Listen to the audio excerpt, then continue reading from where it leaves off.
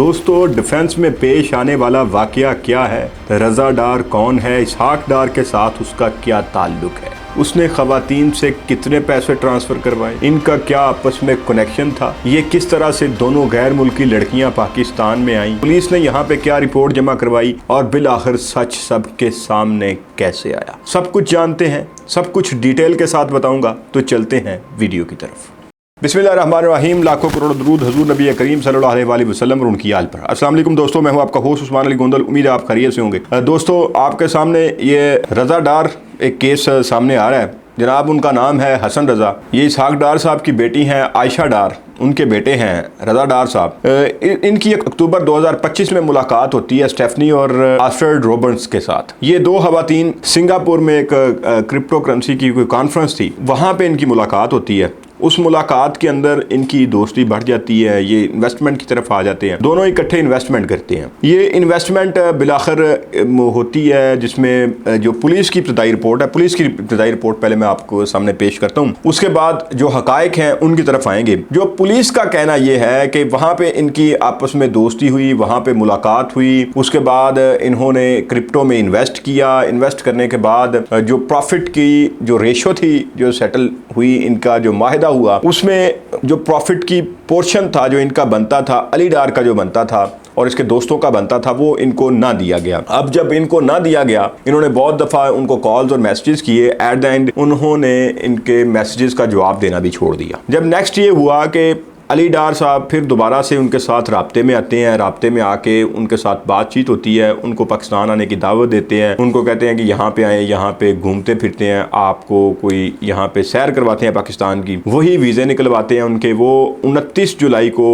जो पुलिस के मुताबिक 29 जुलाई को वो पाकिस्तान आती हैं। पाकिस्तान आके वो इस्लामाबाद, सरगोदा और डिफरेंट जगहों पे वो जाती हैं। वहाँ पे जब ये सैर करते हैं, सैर करने के बाद वहाँ से वापसी पे इन्होंने जाना था 3 जुलाई को इन दोनों खवातीन की वापसी की फ़्लाइट थी। अब जब वापसी की फ़्लाइट का जिक्र आता है तो उनमें से एक दोस्त वो ये कहता है कि मेरे पैसे इतने ज़्यादा गए हैं, मैं किसी सूरत इनको वापस नहीं जाने दूंगा जब तक ये मेरी पेमेंट नहीं करती। वहाँ से इन दोस्तों में लड़ाई झगड़ा होता है, आपस में लड़ाई झगड़ा शुरू हो जाता है। लेकिन एक लड़का जो है वो मुसलसल बजिद रहता है कि भाई मैं तो इनको नहीं जाने दूंगा 3 जुलाई को जब तक कि मेरे पैसे वापस नहीं मिलते। अब 3 को इनकी फ़्लाइट थी, वो 29 जून को इनको एक घर में ले जाते हैं। वहाँ पे 29 जून को इनको कैद कर दिया जाता है।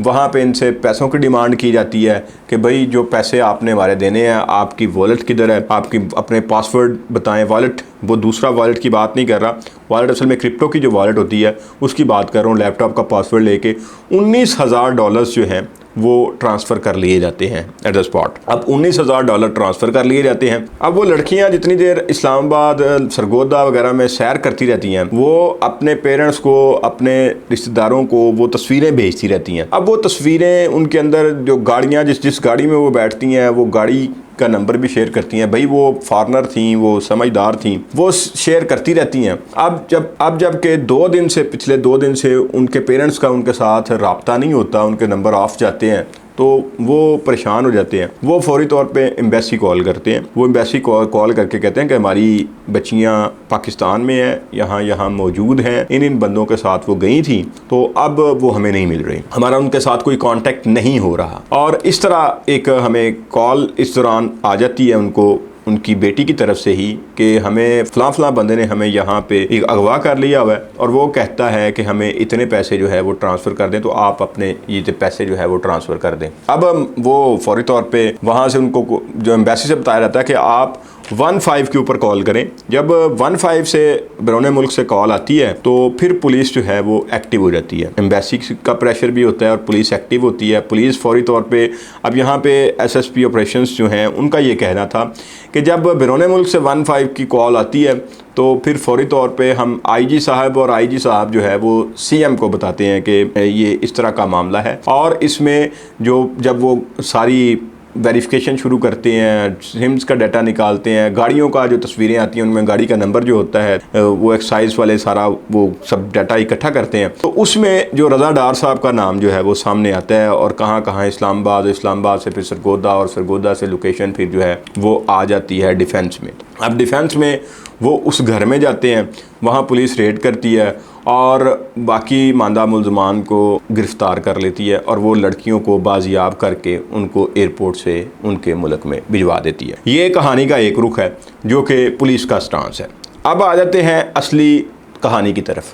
बिल्कुल अक्टूबर में इनकी मुलाकात होती है। अक्टूबर में मुलाकात के बाद ये पाकिस्तान उनको झांसा दे के बुलाया जाता है, मज़ीद इन्वेस्टमेंट का झांसा दे के, इलॉन मस्क के साथ अपना रिलेशन शो करके, साबिक वज़ीर-ए-आज़म के साथ अपनी तस्वीर शो करके कि मैं उनका रिश्तेदार हूँ, अली डार जो वज़ीर आला है मैं उनका बेटा हूँ और उसके बाद मैं यहाँ पे जो है वो बहुत बड़ा इन्वेस्टर हूँ, तो आप आएँ पाकिस्तान में तो यहाँ पे इन्वेस्टमेंट जो है वो करेंगे। जैसे ही वो पाकिस्तान आती हैं 29 जुलाई को उनको अगवा कर लिया जाता है और उनके जो 164 के बयान हैं जो कि मुद्दई के बयान होते हैं जो थानेदार तब लेता है, वो भी अब सोशल मीडिया के ऊपर आ चुके हुए हैं। अब मुझे इसकी समझ नहीं आ रही कि क्योंकि सोशल मीडिया के ऊपर सारे बयानात कैसे एकदम से इकट्ठे आना शुरू हो गए हैं, वो आप भी समझदार हैं, हालात तब्दील हो रहे हैं। उसमें ये होता है वो मुकम्मल तौर पे सारी जो डिटेल है वो बता देती है कि जैसे ही हम 29 जून को आती हैं तो हमें यहाँ पे बंद कर दिया जाता है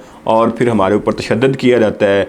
इवन शीशे के साथ उनके जिस्म जो हैं उनके ऊपर निशान बनाए जाते हैं और उनके साथ जो सेक्सुअल असॉल्ट किया जाता है।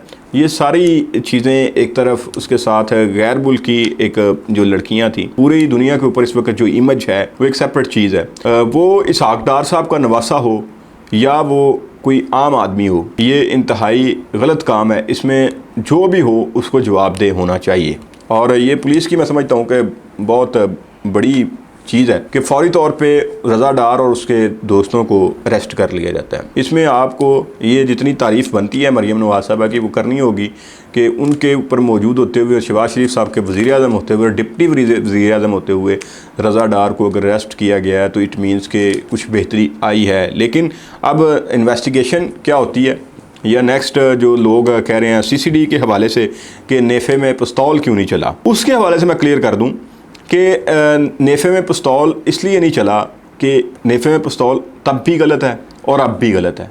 जो अदालतें फ़ैसला करती हैं उसके ऊपर ही रहना चाहिए, CCD को यहाँ पे इन्वॉल्व नहीं होना चाहिए। दूसरी चीज़ जो बात कर रहे थे हम, जब उनको वहाँ पे सेक्सुअली हरास किया जाता है, उनकी वॉलेट से ट्रांसफ़र किए जाते हैं और उनको कहा जाता है कि आप अपने पेरेंट्स को कॉल करें।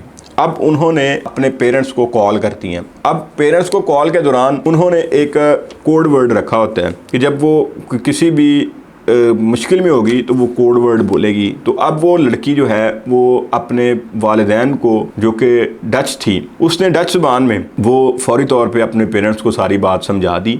उसने कहा कि इस तरह के इस वक्त हम इस मुश्किल में हैं। वो वालिद साहब जो हैं उन्होंने फ़ौरी तौर पे एम्बेसी की तरफ गए। एम्बेसी जाके उन्होंने सारा वहाँ से प्रेशर डालने की कोशिश की, लेकिन बाज़याबी तब नहीं हुई। अब जब सामने आई, प्रेशर सामने आया, तो ये फ़ौरी तौर पे इनको ये चाहते थे कि बग़ैर किसी चीज़ को सामने आए, जो हमने अपना मकसद हासिल करना था वो उसमें कुछ हद तक हम कामयाब हो गए हैं। हमारे वॉलेट में जो करेंसी है वो ट्रांसफ़र हो चुकी हुई है।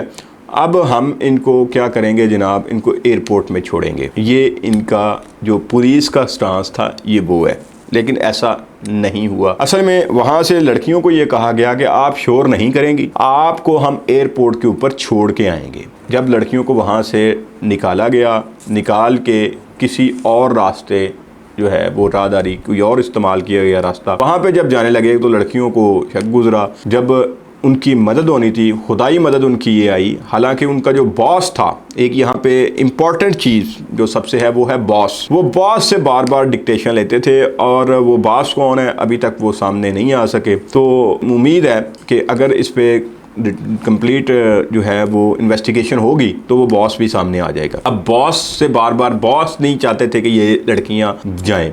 इस दौरान उनकी बहस के दौरान गाड़ी जो है वो लग जाती है किसी और गाड़ी को। जब गाड़ी हिट करती है, एक्सीडेंट होता है, तो क्योंकि कहा यह जाता है कि ये जितने भी मुलजमान हैं ये तब टुन थे, इन्होंने ड्रिंक किया हुआ था और इस हद तक ड्रिंक किया हुआ था कि गाड़ी बेकाबू होकर दूसरी गाड़ी में लगी। वो लड़कियों ने जब देखा कि ये गाड़ी लगी है, वो जल्दी जल्दी दरवाज़ा खोल के वहाँ से भागी और एक वर्कशॉप के अंदर उन्होंने जाके पनाह ली। जैसे ही वो वर्कशॉप के अंदर गई, अब ये लड़के उनके पीछे तो गए, उसकी सीसीटीवी वीडियो भी आपने सोशल मीडिया के ऊपर देखी होगी। तो वहाँ पे मौजूद एक बंदे ने फौरी तौर पे सामने एक ट्रैफिक पुलिस वाला था, उसको इन्फॉर्म किया कि वहाँ पे कुछ लड़कियाँ हैं जो कि गैर मुल्की हैं और वो भाग के वो ज़ख्मी भी हैं, वो भाग के यहाँ पे आई हैं और उनको जो है वो कुछ लड़के जो है वो उनका पीछा कर रहे हैं। अब वो ट्रैफिक पुलिस वाला आता है, वहाँ पे आके वो 15 को कॉल करता है, 15 को कॉल करता है, वहाँ पे पुलिस वाले आ जाते हैं, 15 वाले आते हैं, आके वो उनको अपनी गाड़ी में बिठाते हैं। गाड़ी में बिठा के जब वो कॉल्स करते हैं, उनको पता चलता है कि ये रज़ा डार साहब कौन है, तो साथ ही उनकी गाड़ी ख़राब हो जाती है। अब जब गाड़ी ख़राब होती है तो वो लड़कियां जैसे ही ये शो करते हैं कि ये उनको पता चल जाता है, क्योंकि वो फॉरेनर थी, वो ऑलरेडी डरी हुई थी, उनको पता चल जाता है कि ये तो इनकी गाड़ी ख़राब होने का मकसद कुछ और है। वो वहाँ से भी भागने लगती हैं। जब वो भाग के नेक्स्ट रोड पे जाती हैं तो उनको वहाँ पे एक पुलिस की गाड़ी, असल पुलिस की गाड़ी जो है वो नज़र आ जाती है, जिसमें एक लेडीज़ पुलिस भी होती है। अब वो लेडी पुलिस के साथ वो थाने में चली जाती हैं। वहाँ पे जाके ये सारा बयान होता है, जिसके बाद SHO को भी कहा जा रहा है कि मुअत्तल कर दिया गया। ये सारी अफवाहें हैं, इसके अंदर कोई ऐसा सच्चाई नहीं है। लेकिन जो चीज़ें हैं देखने वाली वो यहाँ पे ये हैं कि वो जब एम्बेसी का सारा प्रेशर आता है और सारा कुछ होता है, फिर उसके बाद FIR दर्ज होती है। FIR में भी रज़ा डार साहब का नाम आ जाता है और उनको फिर गिरफ़्तार भी कर लिया जाता है। गिरफ़्तार करके उनको 5 रोज़ा रिमांड के ऊपर इस वक्त वो मौजूद है। और ये सारी चीज़ें ये बिल्कुल क्लियर। यहाँ पे एक और चीज़ मैं आपको बता दूं कि जो जाए वक़ूआ है वहाँ का फ्रांजिक नहीं होता। एक चीज़, कोई भी इस तरह का कोई केस होता है तो वहाँ पे फौरी तौर पे फ्रांजिक होता है। दूसरा, यहाँ पे जो मेडिकल के हवाले से है कि रूमर्स हैं कि लड़कियों का मेडिकल नहीं हुआ। बिल्कुल लड़कियों का मेडिकल हुआ है और मेडिकल में जो अब तक की रिपोर्ट्स हैं उनके मुताबिक ज़्यादती साबित हो चुकी हुई है। एक लड़की के साथ ज़्यादती साबित हो चुकी हुई है, जबकि दूसरी लड़की ऑलरेडी उसने कहा था कि मेरे साथ कोई भी जिनसी ज़्यादती नहीं हुई, मुझे सिर्फ वो मुक्के मारते रहे हैं और टॉर्चर करते रहे हैं, क्योंकि मेरे सामने वो इस लड़की को टॉर्चर करते रहे हैं और मुझे वो ज़हनी तौर पर मुझे ये बताते थे कि आप फौरी तौर पर वॉलेट का पासवर्ड वगैरह बताएँ, और वो पैसे ट्रांसफ़र करते रहे हैं। तो ये सारी कहानी थी जो कि कल से परसों से सोशल मीडिया के ऊपर बड़ी हाइप क्रिएट थी। मैंने कहा अपने ऑडियंस को ज़रा ये सारी कहानी सुनाई जाए। तो अब आपने ज़रा कमेंट सेक्शन में बताना है कि आपको क्या लगता है कि स्टेफनी और आस्ट्रेड रोबन्स को इंसाफ मिल सकेगा? क्या ये जो पाकिस्तान का इमेज ख़राब हुआ है पूरी दुनिया के ऊपर, इस वक्त एक बड़ा अच्छा इमेज था कि हमारी जो सफारतकारी इस वक्त पूरे अरूज पे थी, हमने सुलह भी करा दी, सारा कुछ कर दिया, क्या ये एक साजिश तो नहीं है रज़ा डार साहब को बदनाम करने की या हुकूमत को बदनाम करने की? इधर आप कमेंट सेक्शन में बताइएगा, आपकी राय का, आपके कमेंट का इंतज़ार रहेगा। अपना ढेर सारा ख्याल रखिएगा, अपने से भी अपने पे रखे है कि इंशाअल्लाह नेक्स्ट वीडियो के साथ फिर मुलाकात होगी। अल्लाह ने के बाद।